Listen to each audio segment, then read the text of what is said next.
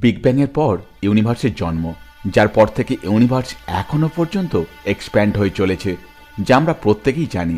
আমাদের লাস্ট ভিডিওতে জেনেছিলাম ইউনিভার্সের ঠিক কোন কোন বস্তু এক্সপ্যান্ড করছে আর কোন কোন জিনিস এক্সপ্যান্ড করছে না। কিন্তু ইউনিভার্সের যে সকল বস্তু এক্সপ্যান্ড করছে তা আমাদের লাইফে তেমন একটা এফেক্ট ফেলতে পারে না। যেমন দুটি গ্যালাক্সির ডিস্টেন্স বাড়ার সাথে আমাদের এক্সিস্টেন্সে খুব একটা প্রভাব পড়ে না। কিন্তু যে সকল অবজেক্ট এক্সপ্যান্ড করছে না, যেমন অ্যাটমের কণা, আমাদের লাইফকে বিশেষভাবে প্রভাবিত করতে পারে। তাই আমাদের লাস্ট ভিডিওটি যদি না দেখে থাকেন, আগে সেই ভিডিওটি দেখে আসুন, তাহলে আজকের এই এপিসোডটি আপনাদের বুঝতে সুবিধা হবে। আমি এই ভিডিওর ডেসক্রিপশানে লিংক দিয়ে রাখলাম। আপনারা কখনো ভেবেছেন যদি ইউনিভার্স হঠাৎ এক্সপ্যান্ড করা বন্ধ করে দেয় তাহলে কি হবে? স্পেস টাইম থেকে শুরু করে সব কিছুই কি থেমে যাবে? ইউনিভার্স এক্সপ্যান্ড করা বন্ধ করে দিলে আমাদের লাইফ, লিভিং স্টাইল অথবা পৃথিবীতে প্রভাব কি পড়তে পারে? সেই সময় পৃথিবীতে জীবজগতের অস্তিত্ব বজায় থাকবে কি, নাকি যেমনটি আমরা ছিলাম ঠিক তেমনটিই থাকব? কারণ আমাদের সব কিছু বাকি ফোর্সেস, যেমন ইলেকট্রোম্যাগনেটিক ফোর্সেস, নিউক্লিয়ার ফোর্সেস এবং গ্র্যাভিটেশনাল ফোর্সের দ্বারা নিয়ন্ত্রিত হয়। এখন প্রশ্ন হলো, এই সকল ফোর্সের থেকেও কি পাওয়ারফুল ইউনিভার্সের এই এক্সপ্যানশন ফোর্স? তবে কি সেই সময় আমাদের এক্সিস্টেন্স পৃথিবীতে নষ্ট হয়ে যাবে? এই সকল ইন্টারেস্টিং কোশ্চেনের ডিটেলস অ্যান্সার জানার চেষ্টা করব আজকের ভিডিওতে, তাই ভিডিওটি শেষ পর্যন্ত দেখতে থাকুন। হ্যালো বন্ধুরা, welcome back to our channel mysterious episode Bangla. চলুন সবার প্রথমে জেনে নেওয়া যাক এই ইউনিভার্সের এক্সপ্যানশনের পিছনে লুকিয়ে থাকা সেই ইনভিজিবল ফোর্স সম্পর্কে। অ্যাকচুয়ালি যে ফোর্সের জন্য ইউনিভার্স এক্সপ্যান্ড করছে তা কখনো শেষ হয়ে যাবে এমনটি বলা খুবই মুশকিল। এই ফোর্স এতটাই মিস্টিরিয়াস যে একে চোখে দেখা বা ফিল করা সম্ভব নয়, কারণ এই ফোর্স ইউনিভার্সের হায়ার ডাইমেনশনে থাকে। সায়েন্টিস্টরা এখনও এই ফোর্স নিয়ে রিসার্চ করলেও তারা কিছুই জানতে পারেনি। এই জন্য তারা এই ফোর্সের নাম দিয়েছেন dark energy. Dark word indicate করে নাথিং, নো লাইট। এখানে নো লাইটের অর্থ এই ফোর্সের কোনো নলেজ আমাদের নেই। তা সত্ত্বেও এই ফোর্সের জন্য ইউনিভার্সের প্রতিটি জিনিস ব্যালেন্সড রয়েছে এবং এক্সপ্যান্ড হয়ে চলেছে। যখন ডিসকভার হয়েছিল ইউনিভার্স এক্সপ্যান্ড করছে, তখন পৃথিবীর সকল সায়েন্টিস্টরাই শকড হয়েছিলেন। এই ডিসকভারি করেছিলেন এডউইন হাবেল, যার পর আইনস্টাইন তার থিওরি অব রিলেটিভিটিকে রেকটিফাই করেন। তিনি একটি কসমোলজিক্যাল কনস্ট্যান্টকে তার থিওরিতে অ্যাড করেন, যাকে আমরা স্পেস টাইম বলি। স্পেস টাইম যা সময়ের সাথে নিজের পজিশন চেঞ্জ করে। পূর্বে মানুষ মনে করত বিগ ব্যাংয়ের সময় ইউনিভার্সে যতটা এক্সপ্যান্ড করেছিল তা ওয়ান টাইম প্রসেস ছিল, অর্থাৎ যতটা এক্সপ্যান্ড হওয়ার ছিল তা হয়ে গেছে। কিন্তু এই ডিসকভারির পর কসমোলজিস্টরা মনে করতেন মাত্র একটি ফোর্স রয়েছে যা ইউনিভার্সকে এক্সপ্যান্ড করতে পারে, তা হলো গ্র্যাভিটি। যার পর এমন একটা সময় আসবে যখন গ্র্যাভিটির ইম্প্যাক্ট শেষ হয়ে যাবে, আর এই সময় ইউনিভার্সে থাকা প্রতিটি অবজেক্ট নিজস্ব স্থানে ফিক্সড হয়ে যাবে। কিন্তু এই ধারণা সম্পূর্ণ ভুল ছিল। গ্র্যাভিটি যে কোনো ম্যাটারের এমন এক প্রপার্টি যা বস্তুকে অ্যাট্রাক্ট করে, অর্থাৎ কাছে টেনে রাখে। তাহলে গ্র্যাভিটি কিভাবে ইউনিভার্সকে এক্সপ্যান্ড করতে পারে?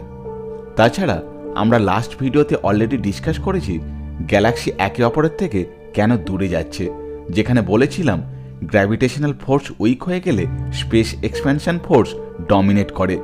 এই প্রবলেমকে সলভ করার জন্য কসমোলজিস্টরা একটি ফোর্সের কথা বলেন যা গ্র্যাভিটিকে কাউন্টার করতে পারে, অর্থাৎ গ্র্যাভিটির অপোজিট এক ফোর্স। গ্র্যাভিটি অ্যাট্রাকটিভ ফোর্স, তাহলে এর অপোজিট এমন এক ফোর্স যা রিপালসিভ হবে, যার নাম দেওয়া হয় ডার্ক এনার্জি।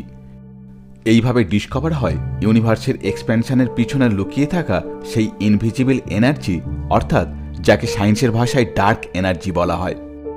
এবার চলুন মেন টপিকে ফেরা যাক। যদি ইউনিভার্স এক্সপ্যান্ড করা বন্ধ করে দেয় তাহলে কি হবে? আমরা সকলেই জানি গ্যালাক্সি একে অপরের থেকে দূরে যাচ্ছে, আর এমনটি হচ্ছে গ্যালাক্সির মুভমেন্টের জন্য নয়, বরং স্পেস এক্সপ্যানশনের জন্য। কিন্তু স্পেস এক্সপ্যান্ড করা বন্ধ করে দিলে গ্যালাক্সি আর এক্সপ্যান্ড করবে না। স্পেস এক্সপ্যানশনের এফেক্ট স্টার অথবা গ্র্যাভিটির ওপর তেমন একটা প্রভাব ফেলতে পারে না। শুধুমাত্র এই সিচুয়েশনে গ্যালাক্সি একে অপরের থেকে দূরে যাওয়া বন্ধ করে দেবে। এবার আপনারা ভাবতে পারেন, নিউটনের রুলস অফ মোশন অনুযায়ী কোনো জিনিস যদি মোশনে থাকে তা সর্বদাই মোশনে থাকবে না। কিন্তু এ তো গেল নিউটনের ফার্স্ট ল। নিউটনের সেকেন্ড ল অনুযায়ী ইউনিভার্সের এক্সপ্যানশন কনস্ট্যান্ট, যার জন্য দায়ী এক আননোন ফোর্স অর্থাৎ ডার্ক এনার্জি। যদি এর ভ্যালু 0 হয়ে যায় তাহলে এর মানে এটি আর এক্সিস্টই করবে না। আর আমরা সকলেই জানি যেখানে এফ অর্থাৎ ফোর্সের ভ্যালু 0 হয়ে যায় তাকে নিউটন ফার্স্ট ল বলে থাকি। তাই এখানে নিউটনের ফার্স্ট ল কাজ করবে না, কিন্তু এখানে নিউটনের সেকেন্ড ল খুব অ্যাক্টিভভাবে কাজ করবে। কারণ যেহেতু ইউনিভার্স ফার্স্ট এক্সপ্যান্ড করছে, তাই আমরা বলতে পারি যে কোনো নিউক্লিয়ার ফোর্সে যে কোনো অবজেক্টের লাইফ স্প্যান, প্ল্যানেটের পজিশন ঠিক থাকবে, এতে কোনো প্রকারের এফেক্ট পড়বে না। তবে এখানেই শেষ নয়, এরপর আসবে গ্র্যাভিটি, যা নিজের পাওয়ার দেখাতে শুরু করবে। এখনো পর্যন্ত ডিসকভার হওয়া ইউনিভার্সের সবচেয়ে পাওয়ারফুল ফোর্সের মধ্যে গ্র্যাভিটি অন্যতম একটি। যেহেতু এই সিচুয়েশনে ইউনিভার্স এক্সপ্যান্ড করা বন্ধ করে দিয়েছে, সেখানে ইউনিভার্সের প্রতিটি অবজেক্ট নিজের স্থানে দাঁড়িয়ে পড়বে। এই সময় গ্র্যাভিটি আগের থেকে আরও অনেক গুণ বেশি পাওয়ারফুল হয়ে উঠবে। বর্তমানে আমরা গ্র্যাভিটির যে ইম্প্যাক্ট অনুভব করছি, সেই সময় এই ইম্প্যাক্ট অনেক গুণ বেড়ে যাবে। সেই সময় গ্র্যাভিটি ইউনিভার্সের প্রতিটি অবজেক্টকে একে অপরের দিকে অ্যাট্রাক্ট করতে শুরু করবে, যার পর ফাইনালি ইউনিভার্স ধীরে ধীরে সংকুচিত হতে শুরু করবে। এই সময় থেকে ইউনিভার্সের প্রতিটি অবজেক্টের মধ্যে ডিস্টেন্স আরও কমতে শুরু করবে, কারণ এই সময় ডার্ক এনার্জি বলে আর কিছুই থাকবে না, থাকবে শুধুমাত্র গ্র্যাভিটি, যার ইম্প্যাক্ট সময়ের সাথে তীব্র থেকে তীব্রতর হয়ে উঠবে। কারণ এই সময় গ্র্যাভিটিকে অপোজ করার মতন আর কোনো পাওয়ারফুল ফোর্সই বেঁচে থাকবে না। এই সময় ইউনিভার্সে থাকা সকল star, planet, Galaxy, solar system, nebula সবকিছু একে অপরের খুব কাছে আসতে শুরু করবে। ইউনিভার্সের এই সিচুয়েশনকে সায়েন্সের ভাষায় বিগ ক্রাঞ্চ বলা হয়। স্টিফেন হকিংস বলেছিলেন, বিগ ব্যাং থিওরি তখনই সত্যি হবে যদি গ্র্যাভিটি নামের কোনো ফোর্স থেকে থাকে। তিনি বলেছিলেন, যদি ইউনিভার্স কখনো ধ্বংস হয় তবে তার জন্য দায়ী থাকবে গ্র্যাভিটি। ডার্ক এনার্জি নষ্ট হওয়ার পর গ্র্যাভিটি এই ভাস্ট ইউনিভার্সকে পুনরায় ছোট্ট একটি বিন্দুতে পরিণত করবে, যেমনটি বিগ ব্যাংয়ের পূর্বে ছিল। আসল ডিবেট শুরু হয় এখান থেকেই। বেশিরভাগ রিসার্চাররা মনে করেন এই সিচুয়েশনে ইউনিভার্স ধ্বংস হয়ে যাবে, তবে এর জন্য কতটা সময় লাগতে পারে তা বলা খুবই কঠিন। তবে আরেকদল রিসার্চার মনে করেন এই সিচুয়েশনের পর পুনরায় সৃষ্টি হবে আরও একটি বিগ ব্যাং ব্লাস্ট, যার পর নতুন করে সবকিছুর জন্ম হবে। আপনারা কি মনে করেন, ইউনিভার্স এক্সপ্যান্ড হওয়া বন্ধ হয়ে গেলে পুনরায় নতুন এক ইউনিভার্সের জন্ম হবে? অবশ্যই কমেন্ট করে জানাতে ভুলবেন না। আর ভিডিও ভালো লাগলে একটা লাইক, বন্ধুদের মধ্যে শেয়ার, আর এই ধরনের ইনফরমেটিভ ভিডিও পেতে চ্যানেলটি সাবস্ক্রাইব করে পাশে থাকা বেল আইকনটি প্রেস করে অল করে দিন। দেখা হচ্ছে পরবর্তী ভিডিওতে, সঙ্গে থাকুন।